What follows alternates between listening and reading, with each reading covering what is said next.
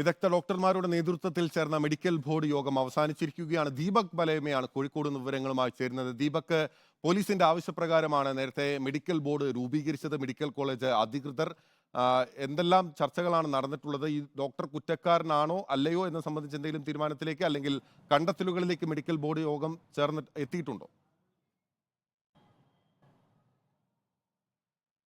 ബിനിൽ, ഈ medical board എടുത്ത തീരുമാനത്തിന്റെ വിവരങ്ങൾ പൂർണ്ണമായും പുറത്തേക്ക് വന്നിട്ടില്ല. പക്ഷേ അതിന്റെ റിപ്പോർട്ട് നിലവിൽ അന്വേഷണ ഉദ്യോഗസ്ഥനായ മെഡിക്കൽ കോളേജ് ACPക്ക് കൈമാറിയിട്ടുണ്ട്. ആ റിപ്പോർട്ടിന്മേലായിരിക്കും തുടർ നടപടികൾ പോലീസിന്റെ ഭാഗത്ത് നിന്ന് ഉണ്ടാവുക. മെഡിക്കൽ ബോർഡ് നേരത്തെ അന്വേഷണ സംഘം കണ്ടെത്തിയിട്ടുള്ള ഈ കുട്ടിയുടെയും ഒപ്പം തന്നെ ഈ ശസ്ത്രക്രിയ നടത്തിയിട്ടുള്ള ഡോക്ടറുടെയും ഒക്കെ മൊഴിയുടെ വിശദാംശങ്ങൾ ഈ മെഡിക്കൽ ബോർഡിന് മുൻപിൽ വെച്ചിട്ടുണ്ട്. ഒപ്പം തന്നെ ചികിത്സാരേഖകൾ അടക്കം മെഡിക്കൽ ബോർഡിന് മുന്നിലേക്ക് അന്വേഷണ സംഘം എത്തിക്കുകയും ചെയ്തിട്ടുണ്ട്. അതെല്ലാം വിശദമായി പരിശോധിക്കുന്ന നടപടിക്രമമാണ് ഈ മെഡിക്കൽ ബോർഡിൽ നടന്നിട്ടുള്ളത്.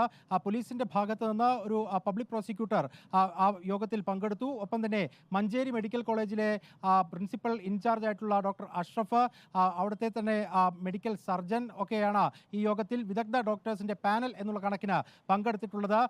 നേരത്തെ ഈ 4 വയസ്സുകാരിയുടെ കൈവിരലിന് പകരം നാവിൽ ശസ്ത്രക്രിയ ചെയ്ത സംഭവത്തിൽ ഡോക്ടർ ബിജോൺ ജോൺസൺ ഇപ്പോൾ സസ്പെൻഷനിലാണ് ഉള്ളത്. അന്ന് തന്നെ ഏതെങ്കിലും തരത്തിൽ ബുദ്ധിമുട്ടുകൾ ഉണ്ടാവുകയാണെങ്കിൽ തൻ്റെ ഭാഗത്ത് ഇത്തരത്തിലൊരു പിഴവ് സംഭവിച്ചിട്ടുണ്ട് എന്നുള്ള കാര്യവും കുട്ടിക്ക് ഒരു ബുദ്ധിമുട്ടും ഉണ്ടാവില്ല എന്നുമൊക്കെ ആ ഡോക്ടർ എഴുതി കൊടുക്കുകയും മൊഴി നൽകുകയും ചെയ്തിട്ടുള്ളതാണ്. ആ ഒരു പശ്ചാത്തലത്തിൽ കൂടി മെഡിക്കൽ ബോർഡ് പോലീസ് കണ്ടെത്തിയിരിക്കുന്ന അതിൽ നിന്ന് വിഭിന്നമായിക്കൊണ്ട് ഒരു തീരുമാനത്തിലേക്ക് പോകുമെന്ന് നമ്മൾ ഈ ഒരു ഘട്ടത്തിൽ കരുതുന്നില്ല.